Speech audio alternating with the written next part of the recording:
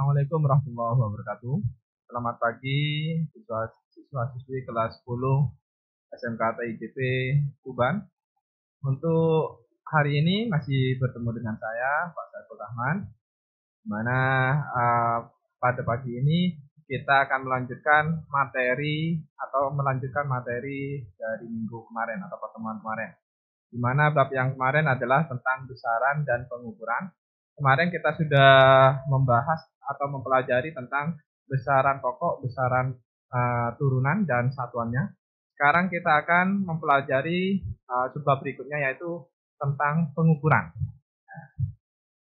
Nah, mungkin siswa-siswi dari SMP sudah tahu apa itu pengukuran dan sebagainya.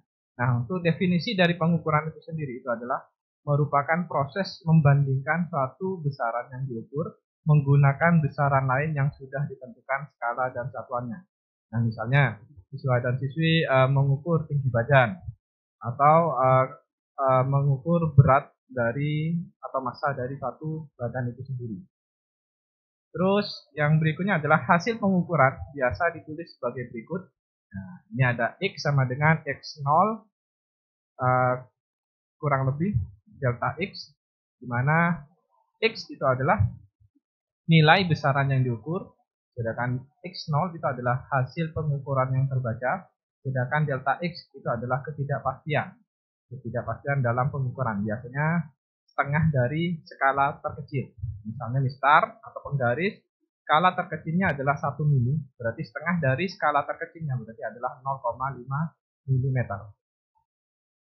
Terus yang berikutnya kita masuk ke pengukuran beberapa besaran dalam fisika. Yang pertama, pengukuran panjang. Mungkin bagi siswa dan siswi kelas 10, untuk pengukuran panjang yang pertama kita mengenal yang namanya mistar atau penggaris. Mistar atau penggaris ini memiliki skala terkecil besar 1 mm. Mistar, penggaris atau roll ya yang dipakai oleh para penjahit. Ketelitiannya karena skala terkecilnya adalah 1 mm, ketelitian mistar itu adalah 0,5 mm atau kalau dalam senti 0,05 cm. Contohnya seperti ini. Ini kita ada benda, kita ukur dengan penggaris atau mistar. Anggap benda itu mudah dimulai dari 0 ya. Maka hasil pengukurannya adalah di situ kita lihat adalah 3,1. 3,1. Ya, karena di situ tidak mulai dari 0 tapi dari 0,3 ya, 0,3 cm maksudnya di sini. Maka panjang dari benda tersebut yang diukur itu adalah 2,8 cm. Terus hasil pengukurannya ditulis dengan 2,8, hasil pengukurannya tadi ditambah dan dikurangi atau plus minus dari 0,05 cm. 0,05 cm kita lihat tadi itu adalah dari ketelitian mistar. Skala terkecilnya kan 1 mm atau 0,1 cm, sehingga ketelitiannya adalah setengahnya, yaitu 0,05 cm. Yang kedua adalah jangka sorong. Ya. Jangka sorong memiliki ketelitian lebih besar ya, atau lebih teliti daripada mistar, yaitu 0,1 mm. Kalau mistar tadi 1 mm. Kalau jangka sorong 0,1. Jangka sorong misalnya kita gambar seperti ini, ada benda kita ukur. Di dalam pembacaan jangka sorong, skala yang bagian atas itu adalah skala utama, skala yang bagian bawah adalah skala nonius. Nah, kita cari dulu, kita lihat skala nonius yang paling bawah, angka 0, itu menunjukkan berapa di skala utama yang bagian atas. Kita lihat di situ, skala bagian atasnya dia menunjukkan 0,3. Sedangkan yang berimpit, yang dilingkari itu menunjukkan di situ ya, menunjukkan sekitar 3 ya. Maka di situ berdasarkan gambar di atas, skala utamanya 0,3, terus skala noniusnya adalah 3 kali 0,01, yaitu sama dengan 0,03 cm. 0,01 itu diambil dari ketelitian jangka sorong. Yaitu ketelitian jangka sorong kalau dalam bentuk milimeter itu adalah 0,1. Sedangkan dalam bentuk senti itu adalah 0,01 cm. Nah, karena ini satuannya adalah memakai sentimeter, skala utamanya ini ada kekeliruannya, ya, seharusnya 0,3 cm. Keliru menjadi meter ya. Sehingga hasil pengukurannya skala utama ditambah skala non-use. Skala utama itu adalah 0,3 cm, sedangkan skala non-use-nya adalah 0,03 cm. Sehingga hasilnya adalah kalau dijumlah 0,33 cm. Yang ketiga, untuk pengukuran panjang ada mikrometer skrup atau kaliper. Nah, di sini mikrometer skrup ketelitiannya 0,01 mili. Nah, karena mikrometer skrup ini ketelitiannya sangat teliti sekali daripada jangka sorong ataupun dari mistar. Ya, kalau mistar tadi 1 mili, sedangkan jangka sorong adalah 0,1 mili, sedangkan mikrometer skrup ini adalah 0,01 mili. Jadi mikrometer skrup ini adalah yang paling teliti, satuannya adalah mili. Contohnya seperti ini, bentuk dari mikrometer skrup. Nah, misalnya kita mengukur suatu benda, entah diameter atau ketebalan dari suatu benda, entah kertas dan sebagainya itu. Kita lihat di bagian bawahnya ada hasil pengukuran yang sudah ditampakkan di layar atau ditampilkan di layar, di mana ada lingkaran di situ ya. Itu adalah hasil dari pengukurannya. Nah, skala utama kita lihat di situ di dalam yang dilingkari itu adalah menunjukkan 3,5. Yang atas 3, yang bawahnya itu setengahnya, berarti 3,5 mm atau 3,5 mm. Sedangkan skala non-use yang di samping itu, yang angka merah, itu menunjukkan 12. Dikalikan dengan ketelitian dari mikrometer skrup, yaitu 0,01, berarti 12 kali 0,01 menjadi 0,12 mili. Sehingga hasil pengukurannya dijumlahkan antara skala utama dan skala non-use, sehingga menjadi 3,5 ditambah dengan 0,12 itu menjadi 3,62 mm. Sehingga dengan kata lain di sini mikrometer skrup memiliki ketelitian yang lebih baik daripada jangka sorong ataupun mistar tadi. Yang berikutnya adalah kita mengukur massa, pengukuran massa. Nah, siswa-siswi mungkin masih ingat di SMP-nya dulu ya. Jadi massa itu adalah termasuk besaran pokok sama dengan panjang tadi, di mana untuk mengukur massa alatnya biasanya timbangan atau neraca. Bisa timbangan beras atau neraca yang lain. Contohnya di sini neraca, beberapa neraca. Contohnya adalah neraca analitis 2 lengan, neraca Auhaus, neraca lengan gantung, dan neraca digital. Jadi bisa dibaca di buku modul SMP juga kalau masih punya, atau di searching di Google. Itu yang ketiga, pengukuran waktu. Pengukuran waktu, alat yang biasa digunakan adalah ya stopwatch. Stopwatch di sini bentuknya seperti ini. Itu sudah lengkap, mulai dari menit, sekon maupun milisekonnya. Itu sudah ada di situ. Kalau alat pengukur waktu yang kurang teliti itu adalah jam. Karena jam itu memang ada menit, sekon sama jamnya. Cuma tidak terlalu teliti. Jadi, tidak ada milisekonnya kalau jam biasa. Tapi kalau stopwatch ada milisekonnya. Terus yang berikutnya kita masuk ke sebab yang berikutnya adalah angka penting atau yang disebut dengan AP. Angka penting adalah semua angka yang diperoleh dari pembacaan skala alat ukur yang terdiri dari angka pasti dan angka terakhir yang ditaksir atau angka taksiran. Seperti penulisan tadi itu adalah termasuk angka penting. Nah, yang berikutnya aturan angka penting. Aturan angka penting sebetulnya ada beberapa, cuma yang kita bahas kali ini hanya 4 saja dulu ya. Yang pertama adalah semua angka bukan 0 adalah angka penting. Jadi angka 1 sampai 9 itu adalah angka penting semua, ya, kecuali 0. Ya.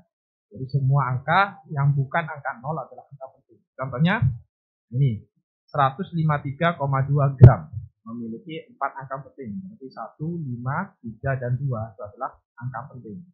Yang berikutnya adalah 16,7 cm.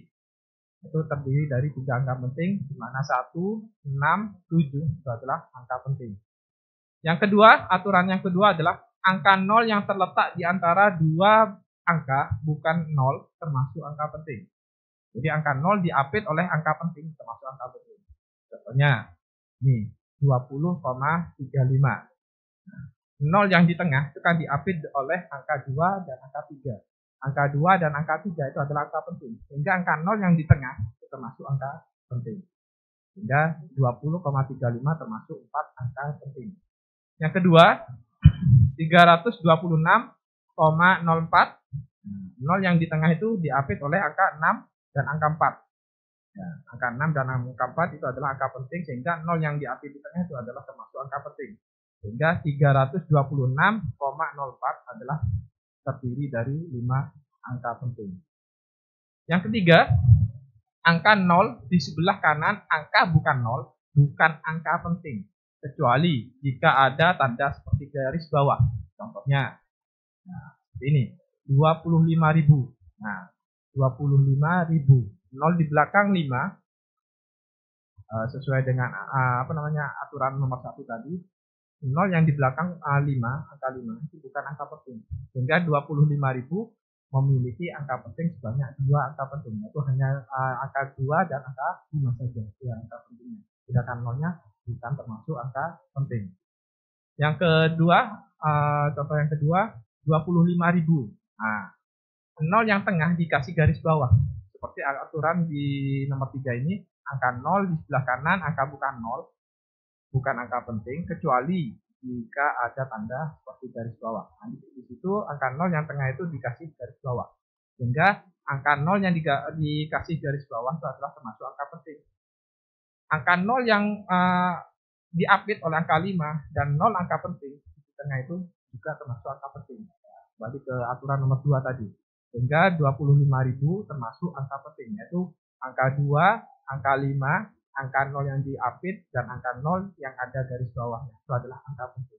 Sedangkan angka 0 yang di sebelah kanan itu bukan angka penting. Nomor yang berikutnya, contoh yang berikutnya adalah 44,500. Nah, di sini angka 0 yang paling belakang dikasih garis bawah, sehingga dia termasuk angka penting. Angka 0 yang diapit yang di tengah antara 5 dengan angka 0 yang di garis bawah itu termasuk angka penting. Balik ke aturan nomor 2 tadi. Sehingga 44,500 memiliki 5 angka penting, yaitu angka 4, terus angka 5, 2 angka 0 yang terakhir. Itu termasuk angka penting. Dan di situ ada 5 angka penting. Yang nomor 4, angka 0 yang terletak di sebelah kiri angka bukan 0, baik yang terletak di sebelah kiri ataupun di sebelah kanan koma, desimal, bukan angka penting. Nah, di sini ada desimal. Seperti ini contohnya, 0,539 gram. Nah, di sini yang terdiri dari angka penting hanya angka 5, 3, dan 9. Berarti ada 3 angka penting. Angka 0 yang di sebelah kiri desimal bukan angka penting. Yang berikutnya 0,0037. Nah, itu termasuk 2 angka penting karena yang angka penting hanya 3 dan 7.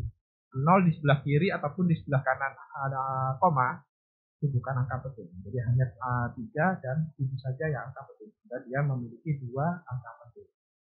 Terus yang berikutnya, operasi angka penting. Operasi penjabaran atau aljabar di dalam matematika sendiri. Itu ada beberapa. Yang pertama tentang penjumlahan dan pengurangannya. Mungkin siswa-siswi terbiasa melakukan penjumlahan dan pengurangan. Nah, contohnya dalam dalam keseharian, kalau kalian melakukan operasi penjumlahan atau pengurangan, maka untuk menulis hasilnya itu adalah sesuai dengan kriteria ini. Hasil dari operasi menghasilkan hanya 1 angka taksiran saja dan angka penting paling sedikit. Contohnya, ya tidak bingung, kita seperti ini, 23,12 ditambah dengan 1,2. Nah, hasilnya 24,32. Tapi kalau merujuk dari aturan angka penting tadi, maka yang boleh ditulis adalah 24,3. Jadi termasuk 3 angka penting. Kenapa kok harus ditulis 3 angka penting? Karena angka yang di atas 23,12 itu kan 4 angka penting. Sedangkan 1,2 di belakangnya 2 itu kan bisa ditulis 0 juga.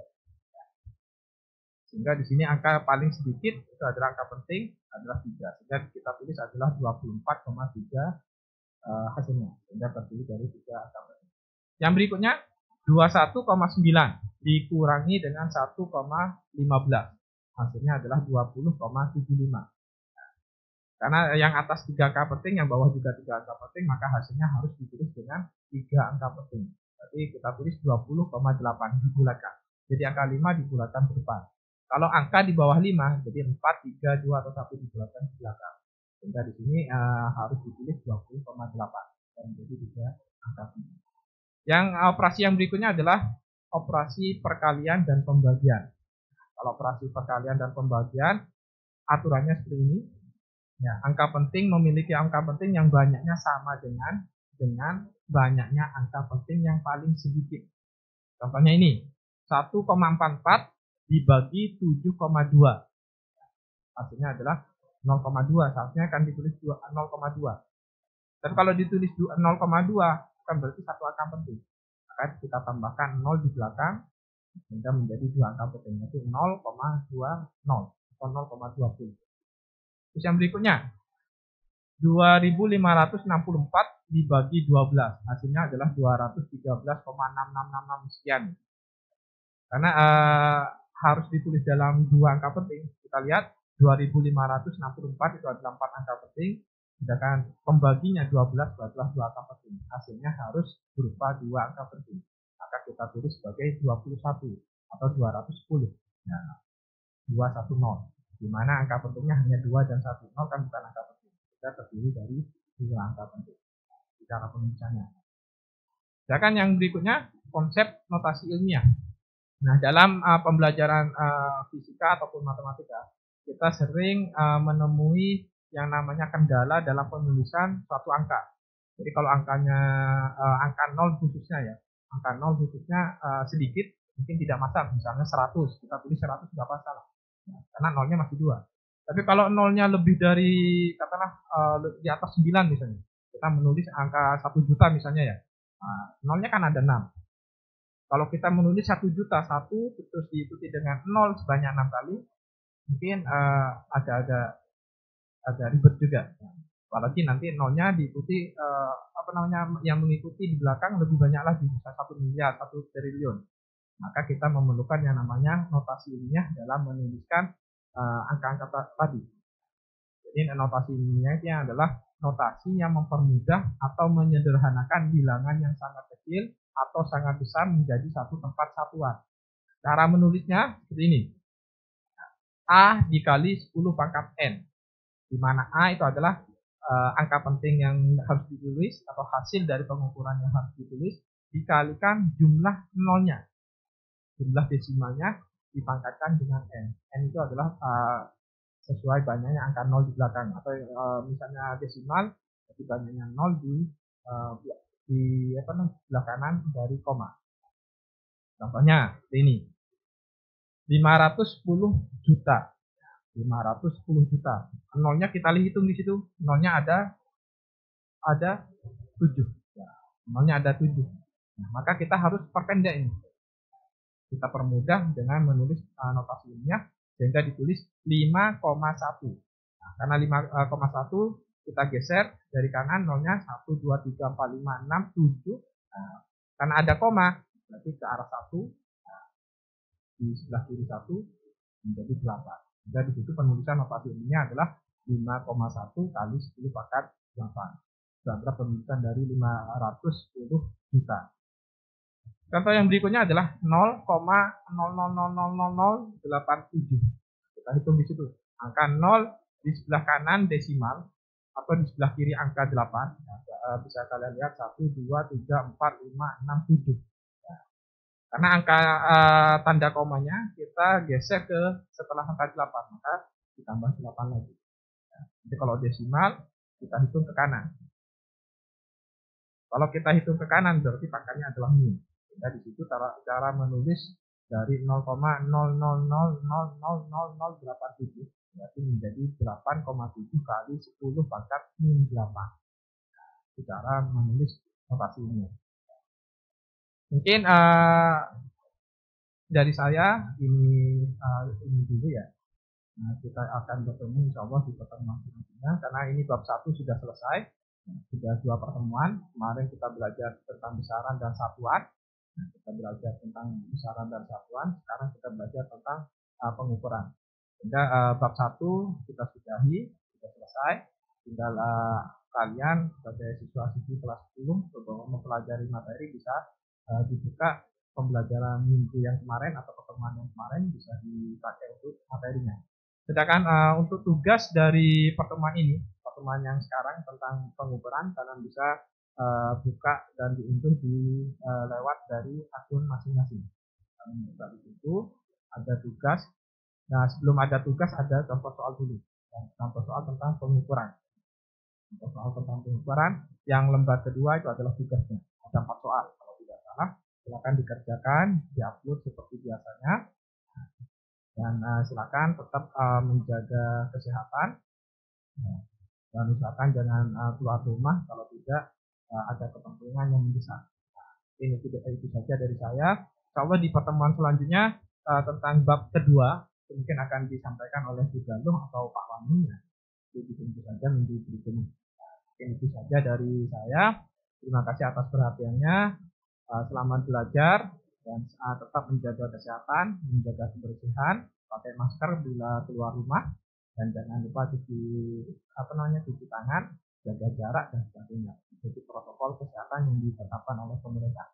Ya. Akhir kata, saya akhiri. Terima kasih atas perhatiannya. Kurang lebihnya saya mohon maaf. Wassalamualaikum warahmatullahi wabarakatuh.